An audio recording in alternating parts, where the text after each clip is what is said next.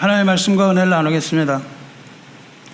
오늘 우리가 읽은 누가복음의 본문은 아버지의 보내심을 받아 이 세상에 오신 하나님의 아들 우리 주 예수 그리스도께서 아버지의 뜻을 따라서 가버나움이라는 곳에서 메시아로서의 일을 시작하시는 그런 장면입니다. 우리가 성경을 읽어도 잘 깨닫지 못하고 특히 신약을 읽을 때 깨닫지 못하는 이유는 우리가 구약에 대해서 무지하기 때문입니다. 우리가 매주 구약과 신약을 설교해서 함께 읽는 이유는 구약과 신약이 서로 하나로 얽힌 내용이기 때문이며 참된 복음의 의미는 반드시 구약의 선지자적인 예언과 연결되어 있기 때문입니다. 누가복음은 헬라 이방인이었던 누가에 의해서 기록되었습니다. 그리고 누가는 유대인이었던 사도 바울을 평생 동안 따라다니면서 그의 사역을 도왔던 복음의 조력자였으며 성령이 임한 예수님의 제자들이 예루살렘과 온 유다와 사마리아와 땅끝까지 이르러서 예수 그리스도의 복음이 증인이 된 그 생생한 역사를 옆에서 목격하고 기록한 인물입니다. 그래서 누가복음은 비록 이방인의 기록이라 할지라도 복음의 참된 중심적인 내용을 정확하게 우리들에게 계시하고 있습니다. 누가복음을 제외한 모든 기록은 다 유대인에서 작성이 되었죠. 누가복음과 사도행전만이 누가 이방인에 의해서 기록이 되었습니다.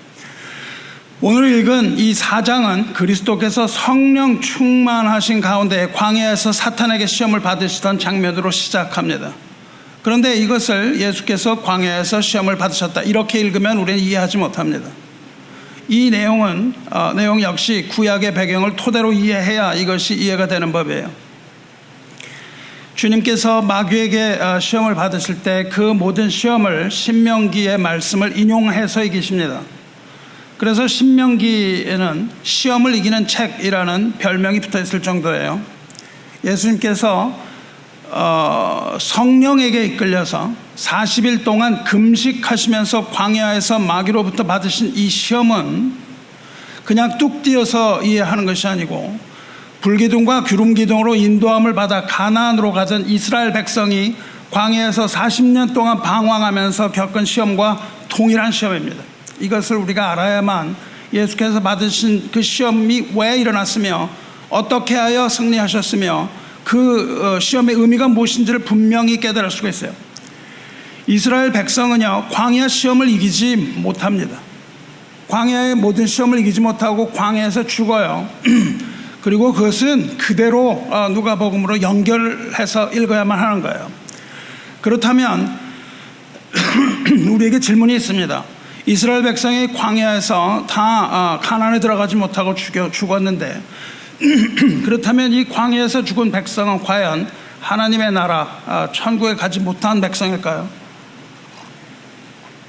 그렇다면 하나님은 자기 백성을 지키지도 못하고 가나안으로 인도하여 가던 도중에 죽은 그 모든 백성을 이뤄야 했던 그런 무능한 하나님이겠습니까? 여러분 어떻게 생각하시나요? 그때 죽은 그 백성은 죽어 마땅한 자들인가요? 그 백성은 자기들의 죄 때문에 결국 시험을 이기지 못해서 광야에서 죽었고 천국을 얻지 못한 그런 사람들일까요? 그렇지 않습니다. 절대 그렇지 않은 거예요. 그럴 수가 없습니다. 이스라엘에서 죽은 그 백성은 목이 곧은 백성이에요. 하나님께 순종하지 않고 자기들의 뜻대로 했던 백성이고 애굽으로 돌아가려고 했던 백성입니다. 그들은 자기들의 죄를 회개하지도 않고 시험을 이기지도 못했고 애굽으로 돌아갈 생각만 하고 있을 때 하나님께서는 그들로 하여금 요단을 건너지 못하게 하십니다. 요단을 건너지 못하게 하시고 기업으로 주신 아름다운 땅에 들어가지 못한다고 말씀하십니다. 그리고 그들이 가나안에 들어가지 못할 것을 모세에게 말씀을 하세요. 그렇게 말씀을 하실 뿐만 아니라 모세 너도 거리로 들어가지 못한다 이렇게 말씀을 하십니다. 이 말씀은 모세에게 있어서 청천벽력과도 같은 말씀입니다. 어떻게 생각하면 아주 억울하게 짝이 없는 그런 말씀이 아닐 수 없습니다. 하나님을 위해서 전심전력으로 일했고 백성들의 미움을 샀고 백성들의 분노, 온갖 모함 이런 걸 다 당하면서 모세는 오직 하나님만 바라보고 하나님의 일만을 해왔습니다. 그러한 모세에게 이 너도 가나안에 들어가지 못한다는 이 말씀이 얼마나 충격으로 다가왔겠어요? 그렇지만 모세는 하나님의 그 말씀을 알아듣습니다. 무슨 말씀인지 알아들어요. 그리고 그 말씀에 순종합니다. 그러니까 모세죠. 비록 모세가 인도했던 그 목이 곧은 1세대는 광야에 엎드려진다 하더라도 그들에게 천국이 기업으로 준다는 뜻으로 모세는 그걸 알아들었을 겁니다. 그래서 하나님께서는 그 말씀을 하실 때에 모세에게 느보산에 오르라고 말씀하십니다. 느보산에 오르라고 말씀하시고는 이렇게 말씀하십니다. 신명기 32장 52절에 내가 이스라엘 자손에게 주는 땅을 맞은편에서 바라보기는 하려니와 그리로 들어가진 못하리라. 그리고는 가나안 땅 바로 맞은편 가까운 곳에 그 느보산에 오른 모세에게 가나안 땅을 처음부터 끝까지 다 보여주세요. 가나안 땅은 이런 곳이라는 것을 다 보여주십니다. 우리가 북한이 가까운 곳에 가서 개성을 다 바라보고 그 북한 땅을 바라볼 수 있는 것처럼 하나님께서는 모세에게 느보산에 올라서 그것을 다 바라보게 하세요. 그리고 모세는 들어가지 못한다는 것을 말씀하십니다. 그래서 모세는 그들과 함께 광야에서 죽습니다. 그것이 바로 그 백성, 광야에서 죽었던 그 백성이 천국을 보장받았다는 사실을 증명합니다. 왜냐하면 모세가 함께 죽었기 때문입니다. 모세가 그들과 함께 죽었기 때문에 비록 그들이 광야에서 죽었다 할지라도 그들은 마침내 본향인 천국에 가게 될 것이라는 것을 강력하게 시사하고 있어요. 그러기 위하여 그 증인으로 모세가 함께 죽습니다.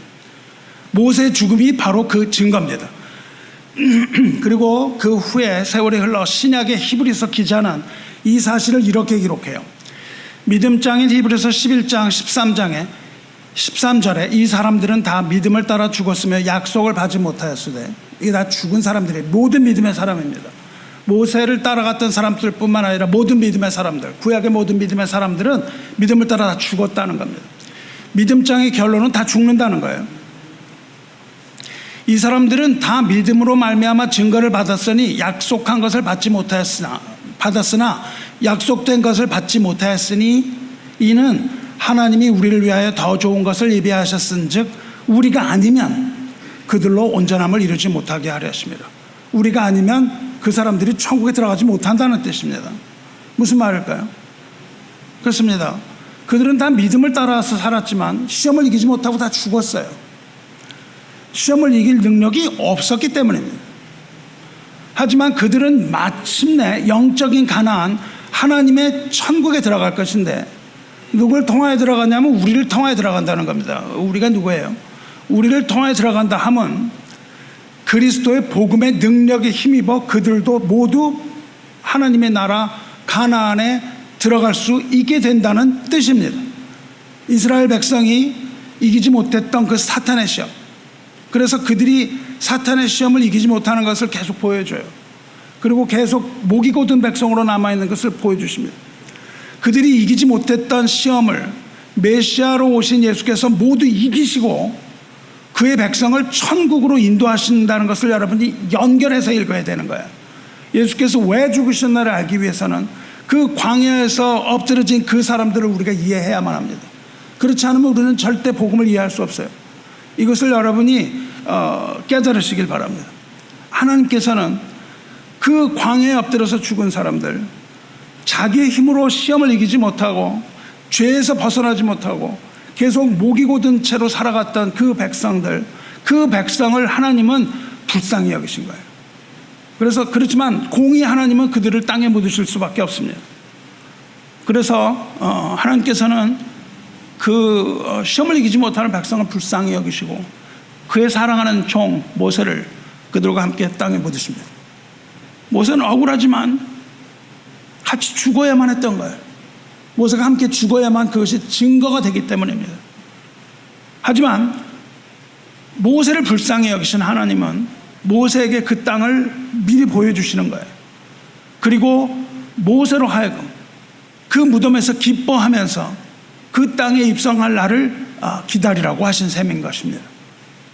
그리고 모세는 그 차가운 광야의 땅, 그 땅에서 이제 주님이 오심으로 모든 구원이 완성되는 그날까지 사랑하는 하나님의 백성들과 함께 잠을 자고 있었던 것이죠. 사랑하는 성도 여러분, 이것이 복음의 능력입니다. 그들이 광야에서 가나안에 들어가면 복음은 존재할 수도 없는 겁니다. 그들의 힘으로 가나안의 천국에 입성했기 때문에. 하지만 그 모든 실패를 보여주십니다. 모든 실패를 보여주시고 마침내 예수께서 이 땅에 오셔서 마귀의 시험을 이기시고 그 능력으로 그 땅에 엎드려졌던 모든 자들, 믿음으로 살아왔고 그 믿음 가운데서 죽었던 모든 하나님의 사랑하는 백성들을 모두 다 구원하시는, 그것이 바로 복음의 능력입니다. 그리고 누가는 오늘 본문에서 주님의 광야 시험을 분명하고도 선명하게 우리에게 보여주고 계시는 겁니다. 천국은 하나님의 백성들의 것임을 믿으시기 바랍니다. 누가복음은요, 이렇게 구약을 배경으로 예수님 설명하고 있어요. 그 중에서 오늘 본문은요, 본문의 중심은 예루살렘 성전입니다. 예루살렘 성전을 중심으로 예수님에 관하여 기록하고 있어요. 1장에는요, 구약에서 예언된 다윗의 자손 예수 그리스도의 탄생의 비밀을 전해주는 가브리엘 천사의 이야기로 시작합니다. 가브리엘은 여러분이 아시는 것처럼 구약에 나타난 천사죠. 그 천사가 나타나서 예수님 탄생의 비밀을 설명해 준다고요. 그리고 2장이 되면 예수님의 부모가 아기 예수를 데리고 성전으로 갑니다. 성전으로 갈 때 메시아의 오심을 기다리던 시므온이라는 노인을 만나는 장면이 나오죠. 시므온이 거기 등장합니다. 누가는요, 메시아의 오심 이렇게 얘기하지 않습니다. 메시아의 오심 그렇게 얘기하지 않고 뭐라고 그러냐면은 이스라엘의 위로를 기다렸다, 그렇게 말합니다. 이스라엘의 위로예요. 누가복음 2장 25절에 예루살렘에 시므온이라 하는 사람이 있으니 이 사람은 의롭고 경건하여 이스라엘의 위로를 기다리는 자라. 그 위에 성령이 계시더라. 여기서 이스라엘이라고 하는 것은요, 과거와 현재와 영원한 이스라엘 모두 말합니다. 즉 광야에서 죽었던 이스라엘, 예수님을 영접했던 이스라엘, 그리고 이 시대를 살아가는 그리스도 안에서 믿음을 가진 교회, 이 모든 것이 이스라엘이에요. 이 이스라엘의 위로를 기다렸습니다. 이 모든 믿음의 민족이 다 이스라엘인 거예요. 아기 예수를 성전에서 본 시므온은 성전에서 기다리죠. 시므온이 아기 예수를 안고 이렇게 찬송을 부릅니다. 시므온이 아기를 안고 하나님을 찬송하여 이르되 주제여 이제는 말씀하신 대로 종을 평안히 놓아주시는도다. 내 눈이 주의 구원을 보았사오니 이는 만민 앞에 예비하신 것이요 이방을 비추는 빛이요 주의 백성 이스라엘의 영광이니이다. 이렇게 찬송합니다. 누가복음의 주제가 여기서 드러납니다. 누가복음의 주제가 뭐예요? 어둠과 죽음의 그늘에 앉은 자에게 위로부터 빛이 비침, 이것이 주제죠. 그리고 이방을 비추는 빛, 이것이 주제인 것을 알 수 있어요. 그런데 여기만 딱 띄어 읽어가지고는 알지 못합니다. 이것이 여러분이 구약을 모두 관통해야만 이것이 무슨 말씀인지 알 수 있어요.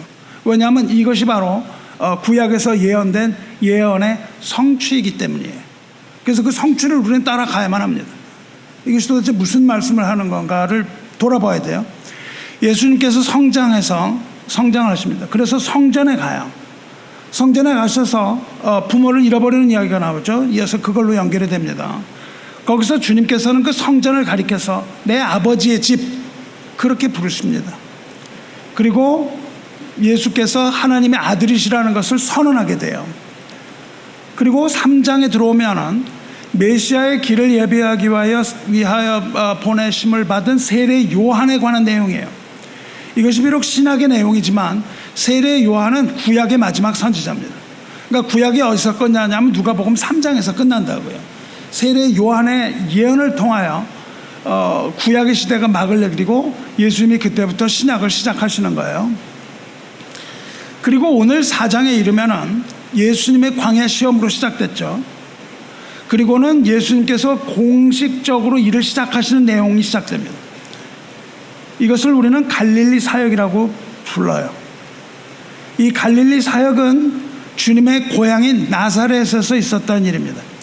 이것이 예수님께서 가장 처음 하신 말씀이에요. 그런데 예수님께서는 유대인의 회당에서 일을 시작하세요. 회당에서 일을 시작하십니다. 어떻게 되냐면 구약의 전통대로 늘 해오던 대로 안식일에 늘 하시던 대로 회당에 들어가십니다. 주님께서는 유대인에게 주어진 규례대로 경건 생활을 하셨다는 거예요. 회당의 규례를 어기지도 않으셨고 율법을 어기지도 않으셨습니다. 주님은 그 모든 것을 다 지켜 행하셨습니다. 지금도 우리 주변에 사는 이 유대인들, 이 지역에 유대인 회당들이 많죠. 시나고그라고 부릅니다. 이 시나고그에 가면 어떻게 하냐면 먼저 앉아서 개인 기도를 해요. 우리처럼 여러분 교회 오시면 앉아서 개인적으로 기도를 합니다. 개인 기도라는 건 나를 위한 기도를 말하는 건 아니에요. 유대인들은요 절대 자기를 위한 기도를 하지 않습니다. 유대인들의 기도는요 민족을 위한 기도, 이스라엘을 위한 기도, 하나님의 나라를 위한 기도, 이것이 기도이지 하나님 나 먹을 거 주세요는 기도가 아니에요. 그래서 개인적으로 기도합니다. 여러분이 오시면요 그러한 기도를 하셔야 되는 거예요. 그리고 그 다음에는 뭘 하냐면 쉐마 이스라엘의 신앙 고백을 합니다. 들으라 이스라엘. 여러분이 여기 오시면요 선포되는 건 뭐예요? 하나님의 말씀을 듣는 겁니다. 말씀을 듣기 위하여 이 자리에 오신 것이에요. 여러분 생각을 하기 위하여 오신 것이 아닙니다. 그래서 무엇으로 시작하냐면 쉐마 이스라엘, 들으라 이스라엘, 이 신앙 고백을 서로 합니다. 그리고는 18개의 기도문을 낭송해요. 기도문을 낭송한 다음에 성경을 읽습니다. 성경을 낭독해요. 그리고 만일 거기에 라비가 있으면 강론을 합니다. 라비가 없으면은 강론을 하지 않아요. 설교가 중요하지 않다는 뜻입니다. 유대인 회당에서는 설교가 중요하지 않아요. 유대인 회당 예배 중심은 말씀을 읽는 거예요. 말씀을 읽는 겁니다. 그런데 유대인들의 경우는 말씀을 그냥 읽으면 돼요. 읽는 것이 중심입니다. 반대로 이방인이 중심이 되는 교회, 우리 교회는 어때요? 말씀 읽기가 중심입니까? 우리는 말씀 읽기가 중심이에요. 자, 이제 우리가 모여서 개인적으로 기도하고 그 다음에 기도문을 읽고 말씀을 그냥 읽고 끝난다, 이렇게 하면 되겠습니까? 안 되죠. 왜 그럴까요? 이방인이 중심이 되는 이 개혁교회의 경우는 말씀 읽기가 중심이 아니라 읽은 말씀에 대한 설교가 중심입니다. 유대인의 경우는요 성경이 그들의 언어입니다. 그래서 거기에는 그들의 혼과 육과 정신이 모두 들어있어요. 그래서 그걸 읽으면 됩니다. 교회는 어때요? 교회는 이해가 안 되는 거예요. 성경을 읽으면 여러분 이해가 되세요? 안 됩니다. 목사도 성경 이해하는 자는 없죠. 누가 하나님 말씀 이해하겠습니까? 워낙 하나님 말씀 이해할 수 있는 게 아니에요. 우리가 이해하는 어떤 것이 아닙니다. 우리가 믿음으로 받을 때 그것이 이해되는 것이지, 우리가 그냥 읽어서 이해할 수 있는 것이 아니에요. 그래서 교회는 말씀을 전하는 설교사를 세우셔서 통역을 하게 하십니다. 통변을 하는 거예요. 그래서 말씀을 맡은 설교자는 말씀을 이해하고자 무진 노력을 해야 되는 거예요. 그리고 원문에 충실하게 말씀을 전해야 됩니다. 말씀을 전하는 자는요 반드시 원어로 본문을 읽어야 해요. 그래야만 이해가 됩니다. 그렇지 않으면 이해할 수가 없어요. 그리고 본문 속으로 들어가서 그 말씀의 시대를 거슬러 올라가야 되는 거예요. 그 문화와 성경을 앓고 성령의 인도하심을 따라 하늘의 말씀을 땅의 언어로 풀어내야만 하는 거예요. 그걸 설교라고 부릅니다. 예를 들어서 우리나라 사람은요 심청전을 그냥 읽으면 다 이해가 돼요. 거기에 나왔던 것이 다 이해가 되잖아요. 거기에 있는 내용과 그 캐릭터와 이런 것들이 여러분 심청정을 읽으면서 누가 통역해 줍니까? 아니죠. 우린 그냥 읽으면 돼요. 근데 이것을 외국인에게 읽어주면 이해를 하지 못합니다. 전혀 이해가 되지 않는 거예요. 그래서 그냥 번역을 하면 이해가 되지 않습니다. 그래서 번역자는요, 갖은 고민을 하는 겁니다. 이것을 어떻게 번역을 해야 하는가, 갖은 고민을 해야 될 거 아니에요. 그래서 그것을 설명하려고 노력을 해야 되고, 그것을 의역하고 이런 식으로 그 의미를 전달해야 되지 않겠습니까? 이것이 바로 설교가 중심이 되는 이방인 교회의 이야기예요. 이거 성경을 읽어보시면 그런 이야기들이 많이 나옵니다. 그 사도행전에서 말이죠, 유대인들이 다 쫓겨나고 핍박을 당해서 로마서가 특히 그렇습니다. 로마서는 말이죠, 유대인들이 맡았던 그것들을 잃어버리고 잠시 동안 이방인들이 맡았던 때가 있어요. 그때 아주 무질서하게 되었던 그 하나님의 말씀, 혼란하게 되었던 하나님의 말씀, 이런 것들을 사도 바울이 다 바로잡는 그런 내용이에요. 그래서 그 사도 로마서의 가장 중요한 것은 맨 마지막 장 16장에 나오는 이름들이 굉장히 중요합니다. 로마 교회에 어떤 일이 일어났었는지 이거를 이해하는 것이 굉장히 중요해요. 그래야만 우리가 그 로마서를 잘 이해할 수 있습니다. 이 설교는요, 하나님의 말씀을 선포하는 겁니다. 저는요, 여러분을 설득하려고 하지 않아요. 하나님의 말씀은 설득이 아닙니다. 자, 이게 맞죠? 그러니까 이렇게 하세요. 이거는 하나님의 말씀 선포가 아닙니다. 설교는요, 예언이에요. 예언. 설교자는 예언을 말하는 것입니다. 왜 이게 예언이냐 하면요, 하나님 말씀을 그대로 전하면 그것이 그대로 이루어질 것이라는 믿음 위에서 말씀을 전하기 때문이에요. 하나님 말씀을 그대로 전하면 말씀대로 선포하는 것은 반드시 이루어질 것이기 때문에 그것을 우리는 예언이라고 불러요. 다시 예언하는 겁니다. 새로운 어떤 예언이 아니라 이미 우리에게 하신 약속을 그대로 전하는 것, 가감없이 전하는 거예요. 그래서 요한계시록 2장 11절에 귀 있는 자는 성령이 교회들에게 하시는 말씀을 들을지어다 이기는 자는 둘째 사망의 해를 받지 아니하리라, 이것을 설교했다고 쳐봐요. 그러면 이게 무엇입니까? 제가 여러분에게 이렇게 풀어서 선포한다면 무엇을 하는 거예요? 이 일이 반드시 그렇게 될 것입니다 라고 설교하는 거예요. 저의 생각을 얘기하는 것이 아니라 하나님의 말씀이, 하나님의 약속이 반드시 이루어집니다, 이거예요. 그래서 선포자는 부르신 하나님의 그 말씀에 기초하여 예언의 말씀을 선포하는 것 뿐이에요. 그리고 여러분은 그것을 믿음으로 받으시는 것 뿐입니다. 그것을 판단하지 말고, 하나님의 말씀을 판단하지 말고 여러분이 그것을 가감없이 받아들이면 그것이 바로 하나님의 말씀인 것이죠. 이것을 듣고 믿는 자는 반드시 둘째 사망의 해를 받지 않을 것이다. 영원히 죽지 않고 영생을 누릴 것이다. 영원한 생명을 누릴 것이다. 이것을 선포해버리는 거예요. 여러분 이해가 됩니까? 전혀 이해가 되지 않아요. 선포하는 저도 이해가 되지 않습니다. 어떻게 우리가 들을 귀가 있는 자는 이것을 듣고 둘째 사망의 해를 받지 않, 제가 죽어서 둘째 사망의 해를 본 적도 없고 한 번 죽어본 적도 없는 자가 어떻게 그것을 자기의 뜻으로 선포하겠습니까? 하지만 성경에 기록된 그 말씀이 하나님의 말씀으로 분명히 믿음으로, 그 믿음으로 그것을 담대하게 선포할 때 이것은 분명히 이루어지는 것이며, 이것을 하나님의 말씀으로 받고 믿는 여러분에게도 이것은 분명히 이루어지는 하나님의 약속이며 이것이 바로 하나님의 예언이라는 뜻입니다. 하지만 이것을 믿음으로 받지 않고 비평하거나 불평하거나 판단한다면 그것이 바로 들을 귀가 없는 자라는 거예요.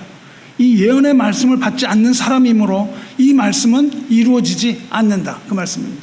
그것 또한 하나님 말씀의 선포죠. 하나님의 말씀이 선포되면 여러분은 믿음으로 그것을 아멘으로 받아 영접하시기 바라요. 그것에 대하여 곰곰이 생각해 보고 이것이 하나님의 말씀인지 판단하시고, 이것이 하나님의 말씀이면 그것을 가감없이 받아들이고 받아서 영접하시기 바라요. 주님께서 이렇게 갈릴리 회당으로 들어가셨습니다. 그럼 그 중에 성경을 읽는 것이 주된 이벤트라고 말씀드렸잖아요. 그래서 그 그 회당에서 읽으신 그 글은 바로 이사야 선지자의 글이에요. 그것이 바로 오늘 읽은 4장 18절 19절입니다. 주의 성령이 내게 임하셨으니 이는 가난한 자에게 복음을 전하게 하시려고 내게 기름을 부으시고 나를 보내사 포로된 자에게 자유를, 눈먼 자에게 다시 보게 함을 전파하며 눌린 자를 자유롭게 하고 주의 은혜의 해를 전파하게 하려 함이라. 할렐루야. 아멘. 예수님께서는 지금 이것을 선언하고 계시는 거예요. 메시아로서의 일을 하기 전에 이것을 선포하십니다. 그래서 신학에서는 이거를요 뭐라고 그러냐면 Nazareth Manifesto 그럽니다. Nazareth Manifesto라는 거는 나사렛 선언문이라는 뜻이에요. 예수님께서 나사렛에서 이걸 선언하세요. 그 무슨 말씀이세요? 내가 이 세상을 구원하러 온 메시아다, 이걸 선언하셨다고요. 어디서 하셨어요? 나사렛에서. 예수님의 고향인 나사렛에서 그걸 선언하십니다. 나사렛 선언은 예수께서 이제 메시아로서 이 땅의 사역을 시작하시는 그것을 알리는 선언문이라고요. 이것으로 선언하셨어요.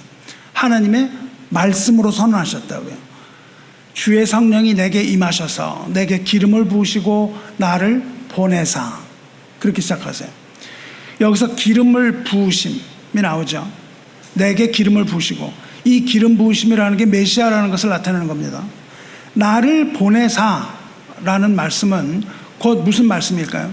보내셨다는 말은요 천사라고도 번역이 되는데, 이 보내셨다는 것은 곧 말씀을 계시하는 선지자를 뜻합니다.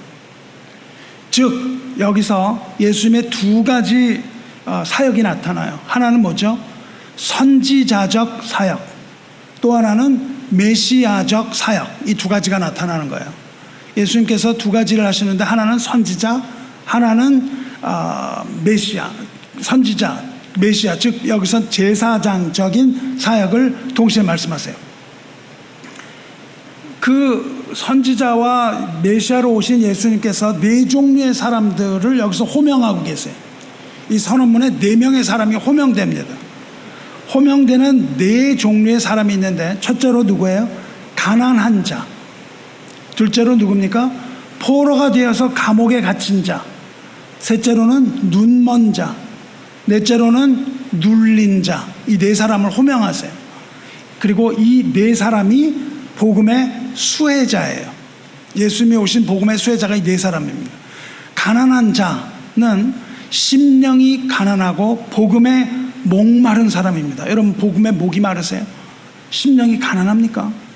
심령이 가난해서 이 자리에 오셨습니까? 하나님 만나기 위하여.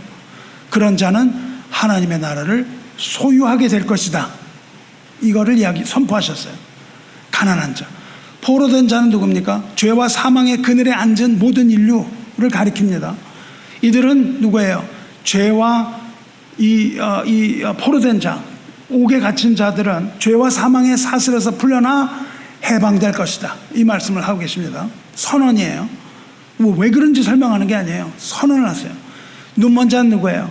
영적으로 눈이 먼 자, 즉 하나님의 세계를 알지 못하던 육적인 백성이 이제 복음의 빛을 보게 된다는 겁니다. 복음의 빛을 보고 눈을 떠서 주님을 바라보게 될 수 있음, 이것을 뜻해요. 마지막으로 누구예요? 눌린 자. 이거는 죄의 노예가 된 자, 또 세상의 근심, 걱정에 얽매여서 정신이 혼미하게 되고 이 세상의 수고와 짐을 짐으로 고통받는 자, 이런 자들에게 주님께서 영혼의 평안과 자유를 주실 것, 이것을 선포하신다고요. 이것은 하나님의 선포의 말씀이에요. 나사렛 선언입니다. 그리고 이어서 선포하시기를 주의 성령이 임하셨으니 이것은 주의 은혜의 해를 전파하게 하려 하십니다, 이렇게 말씀하시고 그 선언문이 끝나요. 하나님의 아들의 이 땅에 보내심을 받은 것은 은혜의 해를 전파하게 하시기 위함, 이것이 선언문의 결론입니다. 은혜의 해가 선포되는 거예요. 여기서 은혜의 해라는 것은 구약을 알지 못하면 이것도 이해가 안 되는 겁니다. 이것은 레위기 25장에 나타나는 희년입니다. 주빌리, 희년이에요. 매 50년마다 돌아오는 해, 빚진 자들은 그 모든 빚을 다 탕감받게 되고 노예와 종들은 다 해방되게 될 것이며 땅도 경작을 쉬게 되고 모든 거류민은 다 자기 고향으로 돌아가는 해. 이것이 자유의 해입니다. 하나님께서 우리를 해방시키시는 새로운 은혜의 시대를 말하는 거예요. 예수님이 오신 그때부터 뭐라고 말하냐면 은혜라고 말하는 것이 바로 그때부터 땅 종을 치고 시작이 돼요. 예수님의 오심으로 은혜가 시작이 된다고요. 성령의 부으심을 받은, 기름 부으심을 받은 선지자이며 제사장이며 왕이신 예수 그리스도께서 소외된 자, 가난한 자, 핍박받는 자, 그리고 우리 이방인을 포함한 모든 인류를 위하여 복음을 선포하신 것이 바로 나사렛 선언문입니다. 이사야의 이 말씀, 이 선언문이 오늘날 예수 그리스도를 통하여 성취되었다라고 선언을 하신 거예요. 이제 성취가 되었다. 이걸 선언하십니다. 결국 뭡니까?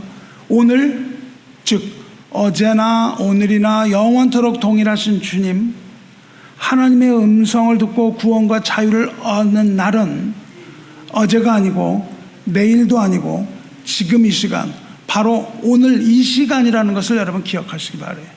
은혜를 받는 것은요, 바로 이때예요. 은혜는 과거형이나 미래형이 아니라고요. 은혜는 무엇으로 받아요? 믿음으로 받죠. 믿음은 과거형입니까? 아닙니다. 믿음은 미래형이에요? 아니에요. 믿음은 현재형입니다.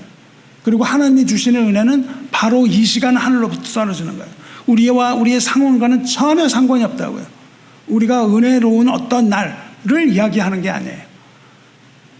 어떤 상황에서도 바로 이 시간이 은혜 받는 날이라는 것, 바로 우리 앞에 있는 오늘 이 시간이 구원받는 날이요 은혜 받는 날이라는 것을 기억하고 은혜 하나님 찬양하시기 바랍니다. 그렇다면 예수님 말씀하신 오늘, 이게 어떤 날이었을까요? 주님의 입에서 나온 이 말을 누가는 은혜로운 말, 그렇게 얘기합니다. 주님의 은혜로운 말. 주님의 이 은혜로운 말, 은혜의 말씀을 들은 유대인들이 놀랍게 여겨요. 그러나 이렇게 말합니다. 이 사람이 요셉의 아들이 아니냐? 이렇게 말합니다. 고향 나사렛 사람들은 주님을 선지자로 보지 않았어요. 하나님의 말씀을 안 들었다고요. 그저 그냥 한 사람이 얘기하는 걸로 들었어요. 은혜의 말씀을 들었음에도 불구하고 그냥 예수님의 인간적인 면만을 보고 무시해버린 겁니다. 이거는 요셉의 아들이 아니야. 이걸 본 거죠. 그런데 이것은 그냥 놀라운 사실이 아주 놀라운 사실이죠. 예수님을 배척했던 것은 놀라운 사실이에요. 이건 정말 놀라운 사실입니다. 왜 이게 놀라운 사실일까요? 왜 그 사람들이 예수님을 배척했을까요? 예수님은 고향 나사렛에서 배척을 받았어요. 그런데 구속사적인 관점에서 보면요, 오히려 이것은 반대입니다. 이것이 반대인 이유는요, 주님께서 자기 자신을 배척하고 메시아가 버림을 받는 그거를 보여주고 있어요. 다시 말해서 배척을 당하고 버림을 받는 선지자의 반열에 속하는 것을 극명하게 보여줍니다.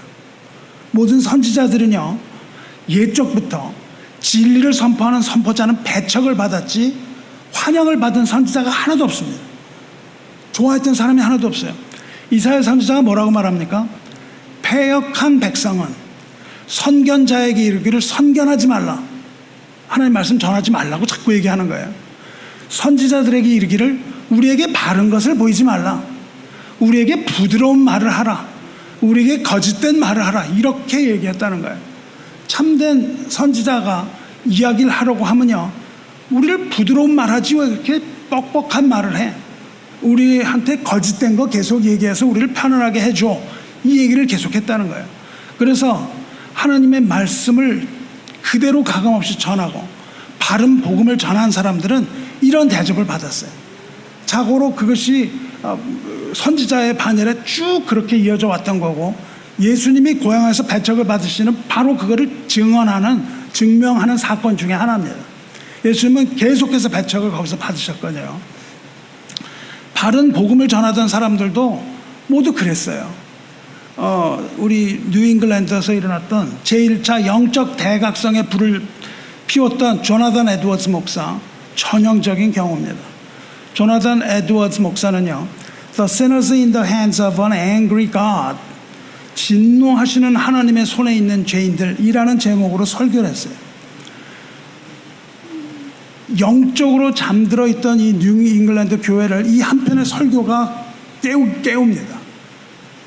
하나님의 진노하시는 하나님의 손에 있는 죄인들, 이 설교 한 편이 이 뉴 잉글랜드 전역을 깨웠어요. 그런데 그 목사가 이것을 처음 전한 게 아닙니다.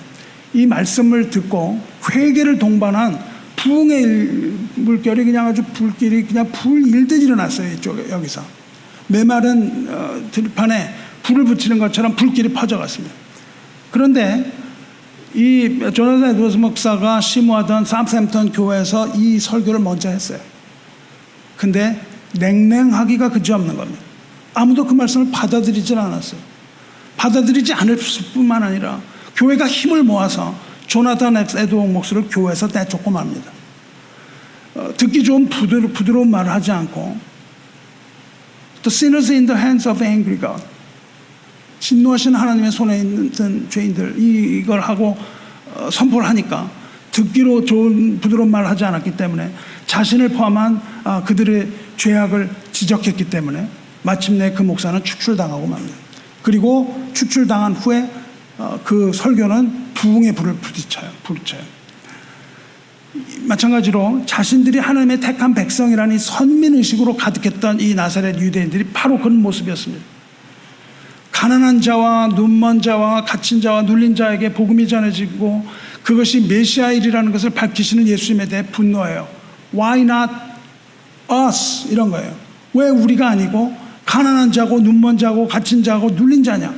우리처럼 하나님의 선택을 받아서 구원의 확신을 가진 우리들을 구원하시는 것이지, 우리처럼 이렇게 율법을 지키는 자들을 구원하시지, 어째서 가난한 자와 눈먼 자와 핍박받는 자와 소외된 자 이런 자들을 구원한다는 것이냐? 분노합니다. 그래서 예수를 죽이려고 합니다. 그래서 그때에 심지어 예수를 낭떠러지로 끌고 가서 낭떠러지에서 밀어서 죽이려고 했다고 오늘 기록되어 있지 않습니까? 죽임을 당할 그 사이에 어떻게 해서 그렇게 살아난지 모르지만 예수님은 그들 사이를 걸어서 지나가는 것으로 끝나요. 그리고 예수께서는 그들을 떠납니다. 그들을 떠나서 가버나움이라는 곳으로 가세요. 이렇게 해서 주님의 사역은 가버나움에서 시작이 됩니다. 근데 이것이 또 아주 중요한 포인트예요. 그들로 배척을 받고 가버나움으로 가시는데 가버나움이야말로 굉장히 중요해요. 예수께서 메시아가 되기 위하여, 메시아라는 것을 보이기 위하여 구약의 예언이 성취되어야 되는데 가버나움에 관한 예언이 이루어져야 되는 거예요. 이사야의 예언, 가버나움에 대한 이 예언이 이루어져야만 합니다. 그 예언 이루어져야만 하는 예언은 이사야서 9장 1절 2절 말씀입니다. 이사야가 예언을 했어요. 메시아에 관하여 예언했습니다. 뭐라고 예언했냐면요, 전에 고통받던 자들에게는 흑암이 없으리로다. 고통받던 자들에게는 흑암이 없으리로다. 옛적에는 여호와께서 스불론 땅과 납달리 땅이 멸시를 당하게 하셨다니, 스불론 땅, 납달리 땅이 멸시당하게 하셨대요. 후에는 해변길과 요단 저쪽 이방의 갈릴리를 영화롭게 하셨느니라. 흑암에 행하던 백성이 큰 빛을 보고 사망의 그늘진 땅에 거주하던 자에게 빛이 비추도다. 이런 예언을 하거든요. 이 말씀은 메시아에 대한 예언입니다. 무슨 말이냐면 메시아는 빛이 하나도 없는 흑암의 땅으로 오실 텐데 그 흑암의 땅이 어디냐 하면 멸시받던 땅이라는 거예요. 그리고 멸시받던 그 땅이 어디냐면 스불론 땅과 납달리 땅이라고 예약이 되어 있습니다. 여기서 말하는 스불론 땅과 납달리 땅이 예수님 당시에 가버나움이라고 불리던 곳이에요. 그러니까 예수님은 오셔서 어딜 꼭 가셔야 하냐면 가버나움에 꼭 가셔야 하는 겁니다. 그래야만 이 빛이 가버나움으로 오는 거예요. 즉 가버나움, 멸시받는 이방인 땅에서 메시아의 사역이 시작되는 것이 성취되는 거예요. 예수님은 가버나움에서 이 사역을 시작하세요. 그리고 거기에 메시아가 오실 때 어떻게 된다고 예언이 되어 있습니까? 큰 빛이 비친다. 이렇게 예언이 되어 있는 겁니다. 거기는 사망의 그늘질 땅이었지만 이제 생명의 빛이 비치게 될 것이다. 이것을 이사야가 예언하고 예수께서는 나사렛에서 배척받고 가버나움으로 가시는 하나님의 섭리가 그대로 보여지고 있어요. 이처럼 누가복음은 그냥 그걸 읽어서는 잘 이해가 안 되고 이 전체적인 복음을 잘 이해를 해야 돼요. 구약의 내용이 현실화되고 있는 것을 그대로 보여줘요. 그러므로 여러분이 성경에 몰입해야 돼요. 성경을 모르면서 내가 무슨 신앙을 가졌다고 얘기하지 마세요. 성경을 물어보면요, 뭐 하나도 모르면서 말해요. 내 신앙이 좋은 것처럼 절대 그러지 마시라고요. 성경을 아는 사람은 부끄러울 수밖에 없습니다. 내가 이것도 모르는데 부끄러워지지 않는다면 어떻게 내가 신앙을 가진 신앙이냐. 여러분이 성경을 한 권의 파노라마처럼 심각하게 이것을 이해하고 이 파노라처럼 엮어서 그것을 그려낼 수가 없다면 성경 이해하지 못합니다. 성경을 이해하지 못하게 되고, 그러므로 말씀을 여러분이 입체적으로 이해하고 복음을 믿으시기를 축원합니다. 자, 이제 복음을 얘기를 좀 더 해보고자 해요. 마음이 강팍하게 돼서 예수님을 배척한 유대인, 이 유대인들을 보고 주님께서 이렇게 말씀하셨습니다. 선지자가 고향에서는 환영을 받는 자가 없느니라, 이렇게 말씀하세요. 선지자라고 말씀하세요. 선지자는 뭐냐면요, 하나님의 말씀을 맡은 사람을 선지자라고 불러요. 말씀을 맡은 사람은요, 하나님의 말씀을 전하지 않고 견디지 못합니다. 하나님의 말씀이 우리에게 들어오면요, 견디질 못해요. 마음속에 말씀이 들어오면 이게 부글부글 끓어오르는 거예요. 마음속에서 뭐가 부글부글 끓어올려갖고 그것을 말하지 않고 견디지 못합니다. 이 단어가 히브리어로 나비입니다. 나비. 선지자라는 뜻이에요. 나비라는 말은요, 말씀이 안에 들어있어서 부글부글 끓어올라서 그 말씀을 전하지 않고는 견디지 못하는 자가 선지자예요. 여러분은 그 일제 강점기에 신사참배 거부하다가 순교당한 주기철 목사 여러분 아시죠? 이번 라이프홈에서 그거 볼 수 있도록 제가 영상을 준비했어요. 그래서 뭐 보신 분도 있을 거고, 또 오늘 뭐 모임에서는 오늘 보실 거예요. 주기철 목사가 7년 동안 옥사회하고 모진 고문 학대 다 받았어요. 그리고 사형을 당했죠. 순교하면서 한국교회 신앙과 정절을 지킨 목사님입니다. 그런데 그가 감옥에 있을 때요, 건너편에 어떤 신도가 하나 있었어요. 안이숙이라는 분인데 그분 간증이 있습니다. 그 목사님이 질문을 해요. 근데 이제 그 말로써 하지 못하고 이렇게 대화를 거기서 한 거를 간증을 합니다. 그때 감옥에서 나가면 만약 목사님이 이 사람들이 풀어줘서 감옥에서 한 번만 나갈 수 있다면 가장 하고 싶은 일이 뭡니까? 이렇게 물어봅니다. 그렇게 물어보니까 주모 목사님이 얼굴을 천정으로 향하더니 눈을 감으면서 이렇게 말했다고 해요. 만일 하나님이 나를 여기서 자유롭게 해주신다면 나는 다시 강대상에 서서 하나님을 사랑하는 사람들 앞에 서서 우리 하나님이 어떠한 사랑으로 우리를 사랑하신가, 그 사랑을 한 번만 더 전파하기를 원합니다. 이렇게 얘기를 합니다. 그렇습니다. 우리에게 하나님의 말씀이 가득하면요, 우리는 그 말씀을 전하지 않고는 살지 못합니다. 그것이 선지자적인 삶이에요. 하나님의 말씀을 받은 사람은 이런 마음이 들지 않을 수가 없습니다. 복음을 맡은 자, 하나님을 사랑하는 자의 모습은 바로 이거예요. 여러분의 가슴이 끓어오지 않는다면 복음을 받았다고 말할 수가 없습니다. 예수 그리스도의 사랑을 받았다고 말할 수가 없어요. 여러분이 만나는 사람마다 복음을 전하지 않을 수가 없습니다. 선지자는요, 하나님의 말씀을 전하기 위해서 하나님의 부르심을 받은 자라는 뜻입니다. 또한 복음을 전파하게 하기 위하여 보내신 자를 뜻해요. 그것이 오늘 예수님 말씀하시는 겁니다. 그래서 선지자는 고향에서 배척을 당한다, 그 말씀을 하세요. 선지적인 사명 그리고 메시아적인 사명을 위해서 보내심을 받은 이 예수님을 배척하는 그 유대인들에게 두 가지 설명을 하십니다. 그게 오늘의 핵심이에요. 그들은 구약을 굉장히 잘 아는 사람들이었어요. 그래서 예수님께서는 구약의 두 가지 얘기를 하세요. 그 25절부터 말씀입니다. 이렇게 시작하십니다. 내가 참으로 너희에게 이르노니, 그렇게 말씀하세요. 내가 참으로 너희에게 이르노니. 직역을 하면요, 그러나 내가 진리 위에서 너희에게 말한다, 이 말씀이에요. 내가 진리 위에서, 이게 참된 거라는 뜻이에요. 이 말씀을 풀어서 해석하면 지금 말하는 이 두 가지 사건, 내가 말하는 이 두 가지 사건이 옛날 얘기가 아니라 너희들에게 동일하게 적용되고 있다는 진행형으로 말씀하신다고요. 우리가 말씀을 들을 때는요, 이게 진행형이에요. 과거에 어떤 사람에게 하신 말씀이 아닙니다. 이것은 목이 곧은 이스라엘 백성에게 하시는 말씀이지만 그것은 곧 목이 곧은 우리에게 하시는 말씀이라고요. 그것을 여러분은 잊지 말아야 돼요.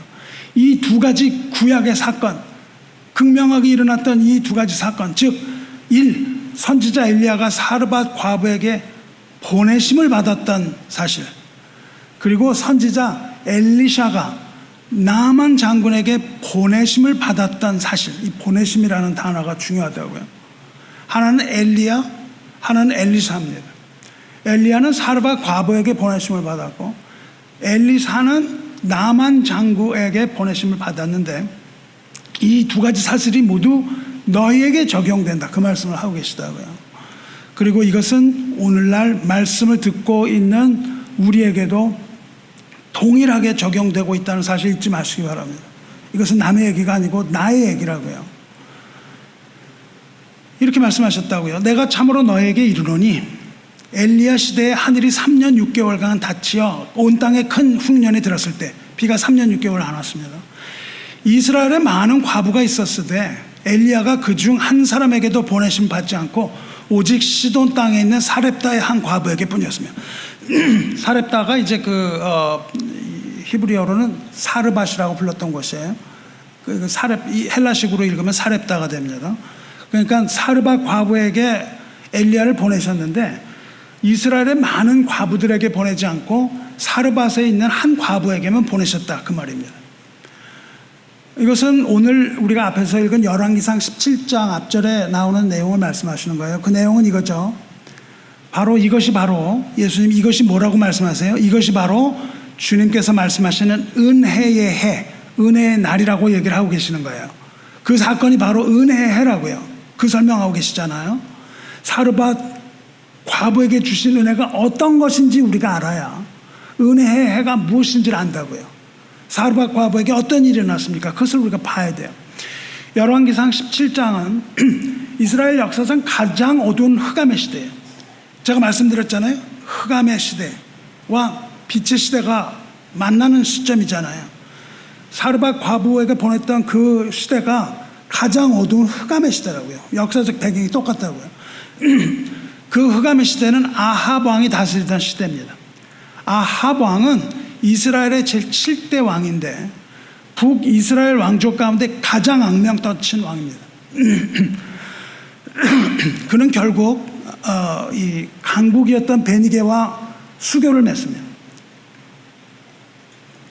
그리고 결혼을 하는데 시돈을 다스리던 왕 엣바알 왕의 딸 이세벨을 왕으로 삼아요.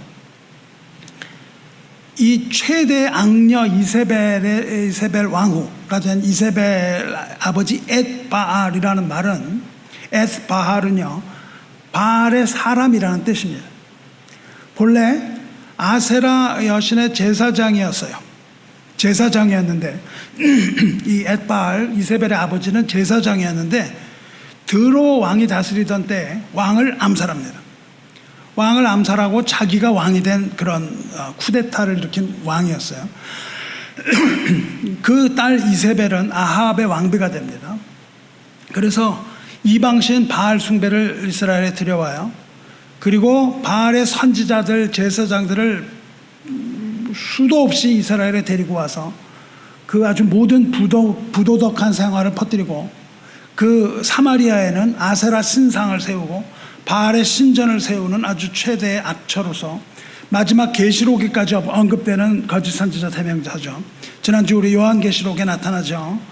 이세벨, 거짓 선지자라고 하는 이세벨을 끌어들이는 교회, 이 두아디아의 교회를 책망하는 부분에서 나옵니다. 거짓 선지자, 거짓 복음을 가르치는 교회, 굉장히 책망하시는 그 부분에 나타나요. 이렇게 영적인 어둠에 휩싸인 이스라엘의 선지자 엘리야가 등장을 해요. 이것이 바로 열왕기상 17장입니다. 그러니까는 17장은 선지자 엘리야가 등장하는 걸로 시작해요. 17장 1절 보시면 길르앗에 우거하는 자 중에 거기 살던 사람 디셉 사람 엘리야가 아합에게 말하되 내가 섬기는 이스라엘의 하나님 여호와께서 살아계심을 두고 맹세하노니 내 말이 없으면 수년 동안 비도 이슬도 있지 아니하리라. 엘리야의 뜻은 여호와는 하나님이시다라는 뜻이에요. 여호와가 하나님이시다. 이런 이름을 가진 선지자가 등장을 해요. 그래서 엘리야가 말합니다. 내가 섬기는 이스라엘의 하나님 여호와라고 말해요. 그렇게 하나님의 이름을 부르고 예언의 말씀을 선포합니다. 엘리야가 누구였는지는 중요하지 않아요. 그 엘리야 열왕기상을 보면 그냥 무슨 삼국지 무협지 읽는 것 같죠. 영웅들이 막 나오는데요. 엘리야가 누군지 전혀 얘기를 안 해요. 엘리야가 중요한 게 아니기 때문에 그렇습니다. 이건 무협 영웅전을 쓰는 게 아니에요. 그래서 엘리야의 어떠함은 나타나지가 않습니다. 이것을 다시 번역하면 여호와는 이스라엘의 하나님이라는 뜻이에요. 바알 숭배가 만연했고 당시에 바알 숭배에 저항하면 목숨을 잃을 수도 있는 상황이었어요. 그때 엘리야가 나타나서 바알을 정면으로 부정하는 거예요. 정면으로 부인하고 거부하고 이스라엘의 참신은 여호와지 바알이 아니다. 이렇게 강하게 선언을 했던 거예요. 바알 왕 앞에서. 그리고 뭐라고 하냐면 여호와가 바로 나의 섬기는 하나님이시다. 이렇게 고백을 해요. 여러분 이런 고백 됩니까? 여호와가 나의 섬기는 하나님. 뭐냐 하면요. 여호와만이 나의 하나님이며 그 백성의 하나님이라는 뜻이에요. 섬긴다는 뜻입니다. 여러분 어떻게 섬기세요? 하나님을? 섬기는 게 뭔지 여러분 어떻게 생각하세요? 뭐가 섬기는 거예요? 하나님을 섬기는 게 뭡니까? 뭔지 알아요? 우리가 하나님을 섬기죠. 네. 여기서 섬기다라는 동산, 아마드라는 동사인데 이건 뭐냐면요. 뭐라고 번역이 되냐면 영어로는 to stand in before somebody. 누구 앞에 선다는 거예요. 섬긴다는 말은. 누구 앞에 선다. 이것이 섬긴다는 뜻입니다. 그러니까 내가 섬기는 나의 하나님, 그러면 뭐예요? 내가 하나님 앞에 서는 걸 말해요. 여러분 우리가 식당에 들어가면 어떻게 해요? 서버가 와서 딱 서잖아요. 서서 뭘 기다립니까? 주문을 기다린다고요. 그렇죠? 그게 섬기는 거예요. 서빙을 하는 거예요. 교회를 보면요. 서비스 몇 시? 12시 30분 쓰는데 누가 누굴 섬긴다는 거예요? 서비스가. 목사가 성도를 섬기는 게 서비스입니까? 아니죠. 누가 누굴 섬기는 거예요? 여러분이 하나님을 섬기는 거예요. 그걸 혼돈하면 안 됩니다. 교회 나가서 교회가 여러분을 섬기는 게 아니에요. 누가 그렇게 얘기를 해요? 현대교회, 비교회 거기 있지 않습니까? 교회에서 뭘 받으려고 하세요? 받는 게 아니라 여러분이 하나님을 섬기는 거예요. 그건 뭐예요? 하나님 앞에 서는 겁니다. 예배라는 건요, 하나님 앞에 서는 거예요. 죄 많고 부끄러운 죄인이 부끄럽고 면목이 없으나 그러나 하나님의 은혜로 하나님 앞에 서는 것, 이것이 섬기는 걸 잊지 마셔야 돼요. 그러니까 하나님 앞에 서는 일이라는 건 하나님의 임재를 말한다고요. 하나님의 임재가 없는 교회의 예배가 무슨 소용이 있겠어요? 여러분이 와서 앉아가지고 인간의 생각들을 하고 있다면 이게 무슨 예배예요? 하나님의 임재가 없는 교회가 무슨 교회가 되겠습니까? 섬긴다는 건 하나님의 임재, 이게 가장 중요합니다. 그래서 예수님께서는 하나님의 일은 아들을 믿는 것, 그렇게 말씀하신다고요. 하나님을 섬긴다고 하는 건 하나님의 보좌 앞에 들어가는 그 일을 말해요. 보좌 앞에 아무나 못 들어갑니다. 어디 하나님의 보좌 앞에 들어가요? 하나님의 자녀니까 들어가는 거예요. 하나님께서 우리를 자녀 삼아주셔서 우리는 그 앞에 들어가는 거예요. 이 단어가 어디에 쓰이냐 하면요, 창세기에는 처음 나옵니다. 창세기 어디 나오냐면요, 아브라함을 하나님이 두 천사와 함께 아브라함을 찾아오시잖아요. 그러니까는 어떻게 하냐면요, 아브라함이 대접을 하려고 그래요. 천사들을 대접을 할 때 뭐라고 기록되어 있냐면 아브라함이 천사들 앞에 서서라고 그래요. 우리말로는 거기서 서서라고 번역이 됩니다. 섰다고 번역이 돼요. 그 서서 뭘 하냐면 음식을 섬기려고 그런다고요. 환대를 해요. 이것이 섬긴다는 뜻입니다. 이것이 서비스예요. 예배라고요. 저는 사는 성도 여러분, 하나님의 섬긴다고 할 때 뭘 하려고 하기 전에요, 먼저 하나님 앞에 서야 돼요. 하나님 앞에 서셔야 됩니다. 하나님에 서서 하나님의 말씀과 하나님의 명령을 기다림, 이겁니다. 내 생각을 하는 게 아니라 하나님의 명령을 기다리는 거예요. 성도 여러분, 기도의 깊은 자리에 나가야 되는 거예요. 하나님을 섬기려면 기도의 깊은 자리에 나가서 보좌에 앉으신 하나님 앞에 서시기 바라요. 여러분은 바알 신 앞에 설 겁니까? 아니면 하늘을 펴시고 천지를 지으신 하나님 앞에 설 겁니까? 도대체 누구 앞에 서는 거예요? 우리는 오직 하나님만을 섬겨야 하는 것이에요. 나는, 나와 나의 집은 오직 여호와만을 섬기리라 말씀하신 그것이죠. 이 순교자 주기철 목사는요, 그렇게 해서 감옥에서 결국 풀려나요. 한번 풀려난 거기서 강대상에서 단 한 번 주어진 설교에서 이렇게 말해요. 그리스도의 사람은 살아도 그리스도인답게 살고 죽어도 그리스도인답게 살아야 합니다. 죽음이 무서워서 예수를 저버리지 마십시오. 이 주목사가 죽는다고 두려워하지 마십시오. 불쌍히 여기지도 말라는 거예요. 그러면서 뭐라 그러냐면, 나는 내 주님 밖에 다른 신 앞에서 무릎을 꿇고는 살 수가 없습니다. 그렇게 말한다고요. 여러분은 다른 신 앞에 무릎을 꿇고 살 수 있습니까? 그리고 나는 주님을 향한 나의 정죄를 지키고자 합니다. 그리고 뭐라고 그러는지 아세요? 43세에 그러니까 그 나이에 죽었어요. 여러분 43배. 그리고 7년 동안 감옥살이를 해요. 30대. 30대인 여러분, 우리 30대 우리가 무엇을 하고 사나요? 그리고 이렇게 말해요. 소나무는 죽기 전에 찍혀야 푸른 것이고 백합화는 시들기 전에 떨어져야 향기롭습니다. 이 몸도 시들기 전에 주님 제단에 드려지길 바랍니다. 이렇게 말한다고요. 다 쓰임받고 다 늙어서 더 이상 쓸모없는 죽은 몸으로 하나님 앞에 드릴 수 없다는 거예요. 십자가에서 죽으시고 무덤 속에서 3일 만에 부활하신 주님, 사망의 권세를 죽이신 예수여, 나도 부활을 믿고 사망의 권세를 내 발 아래 밟게 하시옵소서. 그러면서 죽음아 내가 쏘는 것이 어디 있느냐? 나는 부활하신 예수를 믿고 나도 부활하리로다. 소나무는 죽기 전에 이 말씀을 쫙 하세요. 그러면서 뭐라고 그러냐면, 세례 요한은 33세, 스데반은 청작년에 뜨거운 피를 뿌렸습니다. 이 몸도 시들기 전에 주님의 제단에 제물이 되어지리라. 그리고 그가 지은 노래가 있는데, 일사각오라는 노래 가사에서 이렇게 말합니다. 주를 위해 살다가 주 위해 죽자. 성령 권능 내게 충만하사 주 뜻대로 살다가 죽게 하옵소서. 이렇게 기도한다고요. 그렇습니다. 우리 신앙은 오직 여호와 하나님에 대한 신앙이에요. 그리고 그 예수 그리스도 앞에 서는 겁니다. 우리가 산자와 죽은 자를 심판하실 그리스도 앞에 서는 거예요. 그것을 우리는 보고 살아야 돼요. 다른 어떤 신도 우리 앞에 들 수 없습니다. 주목사는 이 순교의 신앙을 가지고 있었다고요. 그리고 그의 설교가 오늘날도 우리에게 말하고 있습니다. 오늘 라이프 모임에 가셔서 동영상 꼭 한번 보시기 바라요. 하나님의 은혜가 없으면 우리 순교하지 못합니다. 순교해서도 안 돼요. 순교하려고 해서는 안 됩니다. 하지만 참된 그리스도인이라면 이 순교의 정신은 가지고 살아야 됩니다. 주를 위하여 살고 주를 위하여 죽겠다는 이것이 신앙이에요.